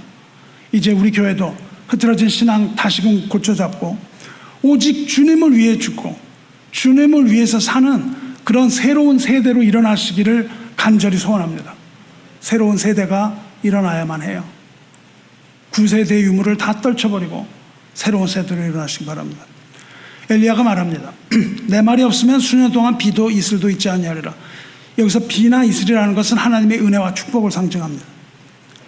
그러니까 비와 이슬이 내리지 않을 것이라는 예언은 너희 백성이 계속 우상 숭배에 빠진다면 하나님의 은혜와 복이 끊어질 것이라는 무서운 경고와 도전의 선포입니다. 이 말을 흘려들어서는 안 됩니다. 이 경고를 농담으로 여기면 안 되는 거예요. 그 무서운 경고를 했는데 왜 그러냐면 바알이 풍요의 신이었기 때문이에요. 그리고 바알이 농사의 신이었기 때문이에요. 바알 신앙은 아주 음란합니다. 바알 숭배에서 우리 신앙에서 비는 은혜예요. 바알 숭배에서 비가 뭔지 아세요?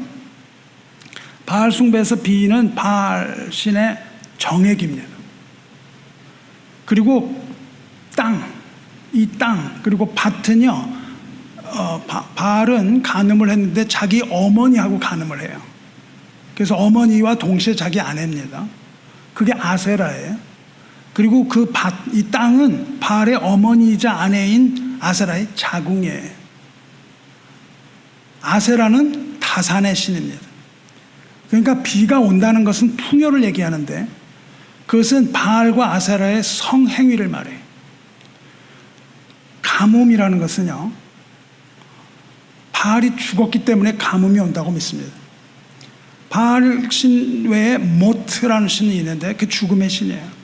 그래서 바알이 모트에게 패해서 죽습니다.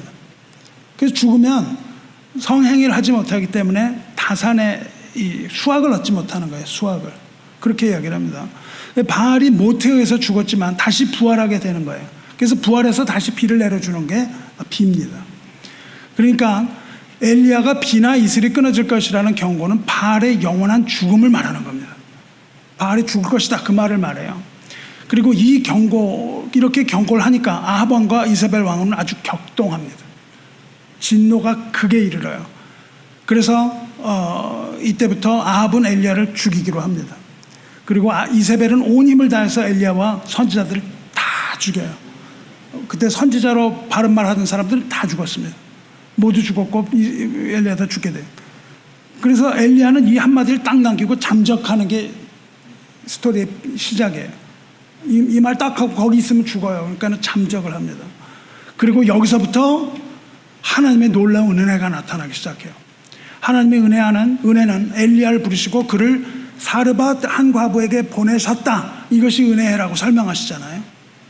그런데 여기서 하나님의 크신 섭리가 나타나는 거예요. 이스라엘에 과부들이 많은데 왜 사르밧 과부에게 보내셨는가 이렇게 얘기하시잖아요. 하나님이 왜 사르밧에 있는 과부에게 엘리야를 보내셨을까요? 그 여자가 가난했기 때문일까요?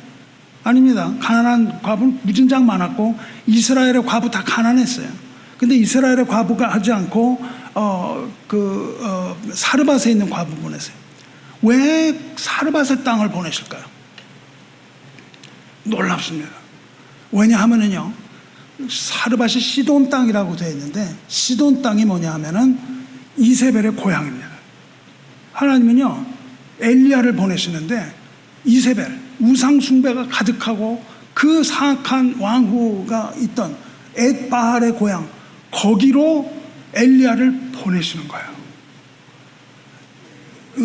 바알 신앙의 아주 그냥 최고조로 오르는 거기에 엘리야를 보내신다고요. 다시 말하면 이세벨이 여호와를 믿는 백성들 탄압하고 있을 때 하나님께서는 그의 종 엘리야를 부르셔서 적진 깊은 곳에 낙하산 부대로 투하시키신 것과 같습니다. 아주 죽음이 만연한 곳에 거기를 그냥 특전사 한 명의 특전사를 보내시는 거죠. 그리고 거기에 사는 가난하고 소외되고 찌들고 억눌린 사르밧 과부에게 은혜가 임하게 하시는 거라고요. 하나님께서 모세를 부를 때 어떻게 하셨죠? 모세를요 적진인 바로의 왕궁으로 보내십니다. 갈대 상자에 태워갖고 거의 죽음에 이르게 될 것 같이 해가지고 적진 한 중앙으로 보내세요. 그리고 그 다음에 다시 또 그를 애굽으로 보내십니다. 그 적진으로 그냥 돌격 앞으로 하는 이 모습을 여러분 보셔야 돼요. 뭐 은혜가 그냥 은혜를 이렇게 보시면 안 됩니다. 예수님 어떻죠? 모세를 부르셔서 애굽 왕 바로에게 보내실 때 어떻게 하셨어요? 바로에게 전하라. 내 백성을 보내라. 그들이 나를 섬길 것이라 선포하셨어요. 애굽 왕에게. 하나님께서 이제 어떻게 하십니까? 아들을 부르셨다고요. 어디로 보내세요? 마귀의 땅. 마귀가 공중 권세를 잡고 있는 바로 여기, 이 땅, 마귀의 땅 한복판으로 아들을 보내신다고요. 그 죽음의 땅, 흑암의 땅으로 보내세요. 그리고 마귀에게 선포하십니다. 뭐라고 선포하시는 거예요? 내 백성을 보내라. 그들이 나를 섬길 것이다. 이렇게 선포를 하시는 거예요. 그리고 보냄을 받은 예수님은 어때요?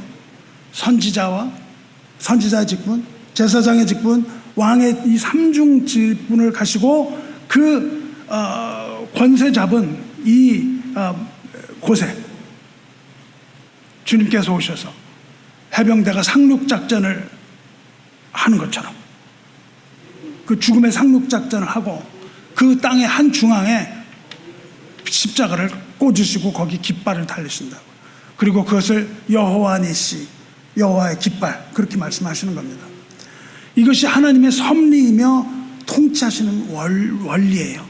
이렇게 예수님께서 이 땅에 상륙작전 하듯이 전쟁을 선포하고 죄와 허물로 얼룩진 이 땅에 빛으로 오셔서 어둠을 이기고 은혜의 날을 선포하셨다고요. 이것이 바로 영적 전쟁이 시작된 것을 의미합니다. 그리하여 아들이 이 땅에 오신 것은 마귀의 일을 멸하려 하심이라, 이렇게 말씀을 하시거든요. 가난한 자에게 복음을 전하고 포로된 자에게 자유를 주셨고 눈먼 자 눈 뜨게 하시고 눌린 자 자롭게 하셨습니다. 이것이 복음입니다, 여러분. 할렐루야. 어둠이 창궐해도 그 어둠의 한 자락을 빛을 감싸는 모태로 삼으시는 거예요. 그 어둠 속에서. 그것이 하나님의 경륜입니다. 이 최고의 박해자를 배출해낸 그 어둠 땅, 시돈 땅, 거기에서 또 한 사람의, 하나님의 사람을 보내셔서 그 하나님의 사람을 통해서 복음을 일으키시는 것, 이것이 헤아릴 수 없는 하나님의 경륜이라고요. 이것을 여러분이 깨달으셔야 됩니다. 인간의 충성, 엘리야의 열정, 이런 것들은 구속사의 기반이 될 수 없습니다. 고독한 선지자 엘리야는 하나님의 이 경륜을 두 나귀로 받는 거예요. 그렇게 해서 하늘을 날아가는 겁니다. 어느 시대나 어느 장소를 막론하고 거대한 어둠과 맞서는 신앙인들이 있는 거예요. 여기에 그 신앙인으로 사시길 바라요. 이렇게 거대한 어둠과 맞서는 신앙인에게는 하나님의 이 경륜을 깨닫는 지혜가 있어야 돼요. 그것이 고독한 투사의 소망의 출구가 되는 거예요. 믿음의 사람은요, 이 고독한 전쟁에서 끝까지 쓰러지지 않고 살아남아야 됩니다. 쓰러져서는 안 되는 거예요. 믿음의 선한 싸움을 싸우고 달려갈 길 마치고 믿음을 지켜서 우리는 승리해야만 합니다. 할렐루야. 그러면 구체적으로 사르밧 과부에게 어떤 은혜가 임했습니까? 사르밧 과부는 아주 가난했죠. 너무 가난해서 불을 피울 장작도 연료도 없었다고요. 그래서 음식을 지으려고 땔감을 구하기 위해서 성문에 나가서 나뭇가지 몇 개를 짚죠. 나뭇가지 몇 개를 주울 때 성문에 도착한 엘리야를 만나요. 엘리야는 하나님의 보내심을 받고 그 성문에 갑니다. 그렇게 해서 엘리야를 만났는데 엘리야가 다짜고짜 물을 달라 그래요. 이제 가뭄이 시작돼서 물이 귀합니다. 근데 엘리야가 물을 가져오라 그래요. 그러니까 약간 부담이 될 수 없는 겁니다. 물 달라고 그러는 것이. 그렇지만 여인은 물을 가지러 가요. 그런데 엘리야는 아주 뻔뻔합니다. 엘리야는 아주 뻔뻔한 부탁을 하죠. 떡도 가져오라 그럽니다. 물뿐만 아니라 떡 한 조각 달래요. 근데 여인에게 떡이 없죠. 떡이 없고 뭐라고 말합니까? 오직 통에 밀가루 한 큰과 빵을 구울 기름 조금 있다. 그렇게 얘기해요. 이것이 뭐예요? 그 여인과 또 그 여인에게 있는 하나뿐인 자식의 마지막 식사입니다. 마지막 식사예요. 이제 아들과 함께 마지막 음식 만들어 놓고 그거 먹고 이제는 죽으리라 하는 각오로 나뭇가지를 줍고 있는 여인인데, 그러니까 이 과부는 뭐예요? 생사의 갈림길이에요. 지금 생사의 갈림길에서 엘리야를 만납니다. 그런데 이 말을 들은 엘리야는 더 뻔뻔한 부탁을 해요. 이게 내 마지막 식사입니다. 그 말을 듣니까는 엘리야가 아주 뻔뻔한 부탁을 합니다. 뻔뻔한 말을 해요. 두려워하지 말라. 그리고 뭐라 그래요? 그 마지막 식사 준비해서 날 달라 그래요. 나를 먼저 주고 내가 먹으라 그래요. 무슨 말이에요? 나를 주고 그 다음에 너와 아들을 위해서 음식 준비해라 그래요. 아니 지금 아들하고 자기가 먹으면 다 없어진다는 걸 듣고 그걸 나한테 달라는 게 무슨 말이에요? 너 먹을 거 다 나한테 달라는 거잖아요. 마지막 음식을 엘리야에게 주고 나면 남는 게 뭐가 있겠어요? 그거잖아요. 그런데 나를 주라가 아니고요. 나를 주고 그 다음에 너를 위하여 먹으라 그렇게 얘기를 해요. 아주 그냥 이 뻔뻔하면 뭐 말할 수 없습니다. 그리고 말하죠. 이스라엘의 하나님 여호와의 말씀이 나 여호와가 비를 지면에 내리는 날까지 그 통의 가루가 떨어지지 아니하고 그 병의 기름이 없어지지 아니하리라. 이것을 믿은 과부는 떡을 만들어서 엘리야에게 줍니다. 그로부터 비가 올 때까지 통의 가루가 떨어지지 않고 병의 기름이 떨어지지 않습니다. 얼마 동안? 3년 6개월 동안. 3년 6개월. 뭐 꼭 3년 6개월이라고 우리가 말할 수는 없어요. 왜냐하면 그 가뭄은 3년 6개월입니다. 근데 뭐 언제부터 언제까지 최소한 뭐 2년 이런 정도 되는 거예요. 그리고 이어지는 이야기 뭡니까? 그 여인의 아들이 죽죠. 그리고 엘리야의 기도를 통해서 하나님께서 아들을 살리게 되고 이방의 가난한 여인이 하나님을 믿게 되었다. 하나님을 영접하게 되었다. 이겁니다. 결론은. 사랑하는 성도 여러분, 이걸 읽을 때 여러분 이 사실 믿어지나요? 마지막 음식이 떨어질 때 여러분은 하나님께서 하나님의 사람을 보내신다는 사실을 아십니까? 이게 믿어져요? 이런 사실이 믿어지나? 저는 이런 일을 지켜본 경험이 있습니다. 제가 아는 선교사 한 분이 계시는데 그 가족에 돈이 다 떨어졌어요. 집에 돈이 딱 떨어졌습니다. 그래서 가족회를 했어요. 이게 남은 돈으로 우리가 뭘 해야 되는가 이렇게 했는데 가족들이 의논을 하고 하나님께서 이제 남겨놓으신 돈으로 하나님 무엇을 가장 기뻐하실까? 그거를 이야기하고 우리가 믿음으로 외식을 하자. 나가서 밥을 먹자 이걸로. 그리고 죽으라시면 죽자. 이렇게 생각을 한 거예요. 이렇게 결론을 하고 아주 좋은 집에 가서 마지막 식사를 했습니다. 외식을 다 했어요. 그런데 그날 저녁에 그 집 아파트에 문을 두드리는 사람이 있었어요. 그리고 그 사람이 선교사에게 천불을 내밉니다. 근데 그 돈을 가져다 준 사람이 누구냐 하면 제 후배인데 옛날 같은 대학에서 수학과에서 가르치던 교수였습니다. 지금 한국의 모 유명 대학교의 교수예요. 그 친구가 그날 저녁에 저녁 식사를 했는데 마음이 너무 괴로웠대요. 너무너무 마음이 괴로웠는데 부담감이 그냥 막 오는 거예요. 그래서 왠지는 모르겠는데 그분에게 돈을 넉넉히 가져다 드려야 되겠다는 마음이 불일들 일어나서 견디지 못하고 가서 그 천불 내밉니다. 이 얘기를 들으면요, 아니 그지야? 남이 주는 돈을 뭐 갖다가 공짜로 받아먹어 이렇게 말하는 분도 있지만 그렇지 않습니다. 하나님은요, 우리가 그렇게 뭐 할 수 있을 때 그런 거는 거짓 근성일 수 있어요. 그러나 정말 할 수 없는 그때 하나님은 하나님의 사람을 보내서 역사를 하십니다. 이것은 분명한 사실이었던 것이 그 친구한테 나중에 확인해서 들은 일이에요. 그래서 그 부분한테 선교사님한테 들었으면 뭐 거짓말일 수도 있겠는데 그렇지 않습니다. 정확하게 사실입니다. 사랑하는 여러분, 은혜는요 이럴 때 나타나는 거예요. 하나님의 은혜는 여기서 나타납니다. 인생의 나락에 떨어졌을 때 일어나는 거예요. 사르밧 과부가 그냥 죽겠다고 하는 그 인생의 가장 낮은 곳에 떨어져서 아무런 소망도 없을 때 하나님께서는 하나님의 사람을 보내시는 거예요. 그리고 그 집에서 양식이 떨어지지 않게 하시는 거예요. 기적적으로 일어납니다. 이게 기적이라고 저는 믿어요. 뿐만 아니라 그는 여호와 신앙을 소유하게 됩니다. 하나님을 믿게 되는 거예요. 사랑하는 성도 여러분, 이제 인생의 그냥 끝자락인 것 같은 이런 것 때문에 낭망하고 여러분 좌절하세요? 그렇다면 기억을 하시기 바라요. 하나님께서 그 자리로 내려보내십니다. 그리고 그 자리가 바로 은혜의 자리라는 거예요. 여러분이 우리가 이 은혜를 너무너무 이해하지 못하고 있어요. 내가 좋아하는 어떤 걸 받은 것, 내가 좋아하는 말씀, 예배 끝나고 나갈 때 은혜 받았습니다. 그럼 내가 좋아하는 얘기 들었다는 거잖아요. 그런 게 아니에요. 은혜는 정말 인생의 끝자락에서 우리는 절망하고 좌절할 때 그 자리가 바로 은혜의 자리고, 그때가 바로 은혜 받을 때라는 사실 잊지 마시기 바랍니다. 하나님은요, 이렇게 절박한 가운데서 기적을 일으키세요. 좀 전에 말씀드린 그 선교사가 저에게 기도 부탁을 했어요. 그냥 뭐 아주 고물 자동차로 해서 구했는데요. 그 자동차를 좀 타고 다니는데 엔진 오일이 샌 거예요. 엔진 오일을 사는데 이걸 고칠 돈이 없었습니다. 그래서 저한테 와가지고 그 오일 새지 않게 기도해 달라는 거예요. 오일이 새는데. 그래서 가서 보니까 오일이 진짜 뚝뚝 떨어지는 거예요. 그래서 계속 그걸 부으면서 다녀요. 그래가지고 제가 같이 손을 잡고 기도를 했어요.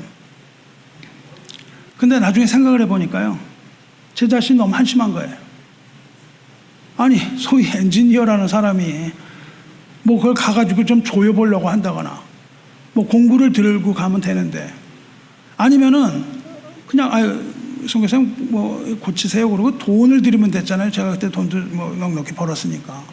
이게 돈을 드리면 되는 건데, 우스꽝스럽게 그 기도를 하고 있는 자신을 보니까 너무 한심한 거예요. 근데 어떤 일이 일어난지 아세요? 기름이 새질 않는 거예요. 계속 안 새는 거예요, 기름이. 분명히 조금까지 샜는데 기름이 새질 않는 겁니다. 그러다가 이제 그분에게 여유가 생겼어요. 그때부터 기름이 다시 셉니다. 여유가 생겨. 성도 여러분, 어떻게 생각하세요? 하나님의 기적은요, 보통 때 일어나지 않는데도 필요할 때, 꼭 필요할 때 하나님께서 돕는 손길을 보내시기도 하고, 기적과 같은 방법으로 도우세요. 선교지에서 이런 기적들이 일어나는 보고를 많이 받습니다. 정말 어쩔 수 없는 그 갇힌 곳에서 이런 일들이 일어나고 있어요. 그래서 저도요, 뭐 어떤 가난한 친구가 저한테 한 끼 대접하려고 하고 뭐 뭔가 해주려고 할 때 사양하지 않습니다. 이 사렙당 과부, 이 사르밧 과부가 정말 그 하나님께서 그 자기가 죽을 때인데도 그 환대하고 더 자기보다 없어 보이는 사람을 그렇게 대접하려고 했을 때 이런 기적이 일어나잖아요. 그래서 저도 어떤 분들은 저한테 한 끼 대접을 하려고 해요. 근데 보니까 너나 잘해요. 아니 당신도 지금 굶으려고 그러는데 왜 나를 대접하냐. 근데 언젠가부터 사양하지 않습니다. 이건 뭐 목사를 섬기면 복을 받는다 그런 말이 아니에요. 그게 아니라 하나님께 드리려고 하는 그 아름다운 마음을 내가 왜 방해합니까? 그거를 인본적인 생각으로 그 사람이 나를 위하여 베풀면 그 사람은 먹을 것이 없어서 죽겠구나 이렇게 생각을 하면은 어떻게 해요? 하지 말라고 해야죠. 근데 어떤 일이 일어날 걸 믿어요?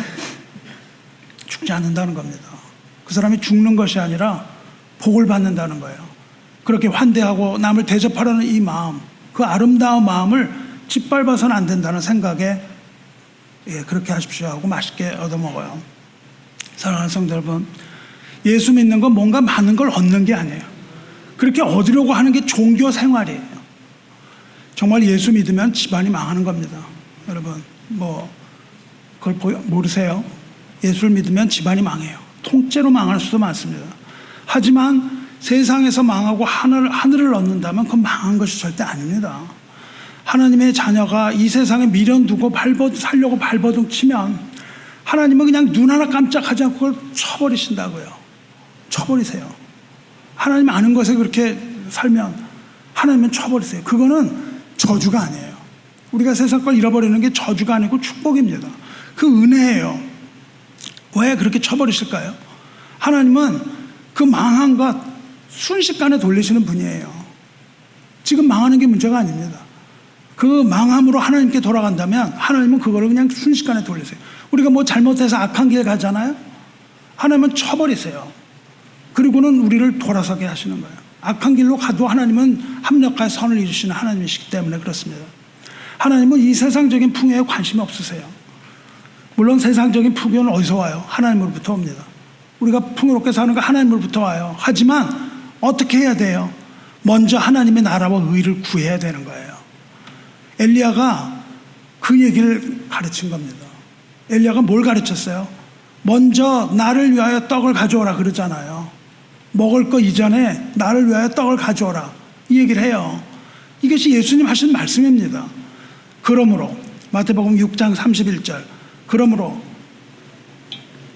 염려하여 이르기를 무엇을 먹을까 무엇을 마실까 무엇을 입을까 하지 말라. 이는 다 이방인들이 구하는 것이라. 너희 하늘 아버지께서 이 모든 것이 너희에게 있어야 할 줄 아시느니라.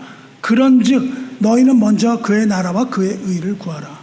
그리하면 이 모든 것을 너희에게 더하시리라. 그러므로 내일 일을 위하여 염려하지 말라. 내일 일은 내일이 염려할 것이요 한날의 괴로움은 그날로 족하니라. 이 말씀하셨잖아요. 이게 바로 사르밧 과부에게 하신 말씀과 동일한 겁니다. 무엇을 먹을까 무엇을 마실까 걱정하지 말고 먼저 하나님의 나라와 그의 의를 구하라고 말씀하신 것이죠. 이것이 바로 우리에게 하신 말씀입니다. 여러분, 과부가 무슨 뜻인가요? 과부라고 그러면 나쁜 말인가요?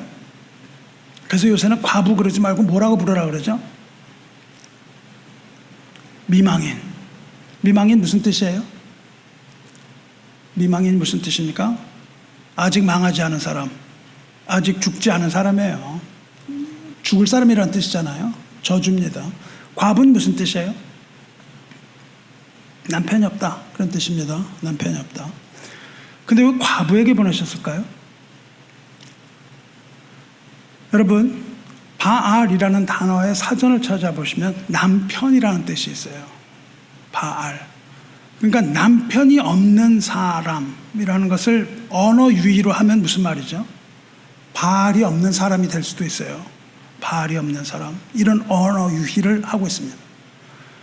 바알 숭배의 본 고장, 이 영적으로 시름같이 캄캄한 죽음의 장소에서 한 과부가 바알을 포기하고 여호와를 알게 되었다는 것, 이것이 참으로 경이로운 일이 아닐 수 없어요.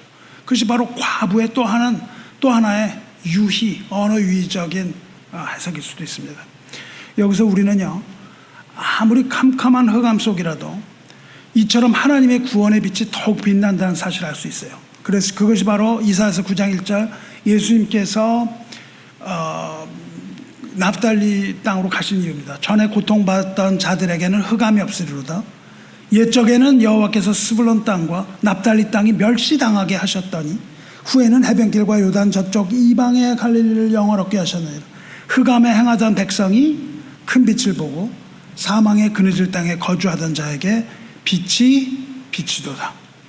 말씀 맺겠습니다. 주 안에서 사랑하는 성도 여러분, 이 가뭄이 수년 동안 계속됐다고 예수님 말씀하시고 야고보 사도도 말합니다. 여러분이 지금 최후의 양식밖에 안 남은 그런 처지일 수도 있습니다. 이제 이것이 마지막이다 하는 생각에 처한 지경이 됐습니까? 근데 하나님 뭐라고 그러시죠? 요거나 딱 남았는데 하나님 뭐라고 그러세요? 그걸 바치라 그러신다고요. 하나님도 참 야속합니다. 그렇죠? 요거 딱 남았는데 다른 거 하나도 없고 요거 딱 남았는데 하나님 바치라 그러세요. 그렇다면 기억하시기 바라요. 이것이 바로 하나님께서 은혜를 주시는 은혜의 통로입니다. 그것이 바로 은혜라는 것을 깨달아야 돼요. 은혜가 시작되는 날이에요. 그것이 바로 그날이 바로 은혜 받을 날이라는 사실 기억하시기 바라요. 하나님의 구원은 인생의 밑바닥에서 시작합니다. 아무것도 할 수 없는 인생의 밑바닥, 이 최후의 양식을 가졌을 때, 그것마저 내가 빼앗기게 되었을 때, 그리고 믿음과 소망은요, 처절한 절망에서 시작되는 거예요. 소망은 소망에서 시작되지 않습니다. 우리 기독교 신앙은 절망에서 시작되는 신앙인데, 기독교 신앙은요, 절망은 없다라는 것으로 끝이 납니다. 절망에 있는 사람에게 절망이 없음을 알려주는 것, 그것이 바로 믿음과 소망과 사랑의 신앙이에요. 하나님의 은혜는요, 배고픔과 목마름의 시절에서 시작돼요. 하나님 말씀에 대한 배고픔, 목이 마른 것, 여기에서부터 하나님의 은혜가 시작된다는 걸 여러분 잊지 마세요. 배가 고프지 않으면 은혜를 알지 못하는 겁니다. 이 한 가지 사실을 잊지 마시고 하나님의 사랑과 성령 충만함으로 광야의 시험을 여러분 이기시고 승리하고 마침내 젖과 꿀이 흐르는 가나안 땅 하나님의 천국에 들어가시기를 주님의 이름으로 축원합니다. 오늘 바로 이 시간이 은혜의 시간입니다. 그리고 오늘이 바로 은혜 받을 때입니다. 이것을 깨달아서 주의 은혜로 충만하게 되시기를 축원합니다. 기도하겠습니다.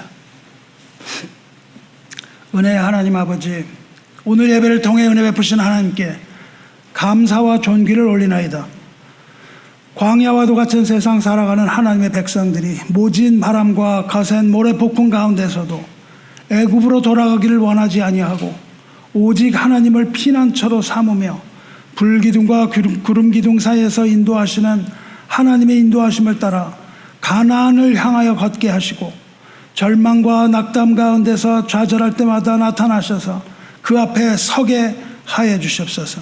우리가 하나님을 섬김은 그 앞에 서는 것이라고 하신 그 말씀을 따라서 주님의 인재를 따라 주님의 보좌 앞으로 올라가게 하시고 기도와 말씀으로 무기를 삼아 마귀의 모든 유혹이 이기고 마침내 승리하게 하옵소서. 우리는 여호와 하나님 외에 어떤 다른 신도 섬기지 못하겠사오니 차라리 우리 생명을 가져가시되 은혜의 날을 잊지 않게 하옵소서. 주님의 나라와 그 의를 먼저 구하오니 하늘에서 영광 받으신 것처럼 이 땅에서도 영광 받으시고 하늘에서 그 뜻이 이루어진 것 같이 땅에서도 그 뜻을 이루시옵소서. 우리 마음속이 가진 이 하나님 사랑하는 열정 받으시고 복음 전할 수 있는 기쁨을 놓치지 않게 하여 주시옵소서. 모든 것이 다 주님의 은혜임을 고백하는 주님의 백성들 머리 위에 주님의 은혜를 넘치도록 부어 주시옵소서. 이 캄캄한 흑암의 땅에 오셔서 모든 가난한 자와 눈먼 자와 갇힌 자와 눌린 자를 구원하신 은혜의 주 우리 주 예수 그리스도의 이름으로 기도드리옵나이다. 아멘.